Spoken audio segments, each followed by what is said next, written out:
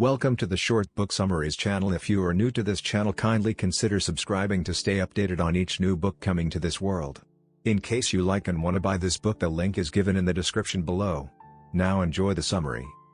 Despite constant efforts to declutter your home, do papers still accumulate like snowdrifts and clothes pile up like a tangled mess of noodles? Japanese cleaning consultant Marie Kondo takes tidying to a whole new level, promising that if you properly simplify and organize your home once, you'll never have to do it again. Most methods advocate a room-by-room or little-by-little approach, which doom you to pick away at your piles of stuff forever. The KonMari Method, with its revolutionary category-by-category system, leads to lasting results.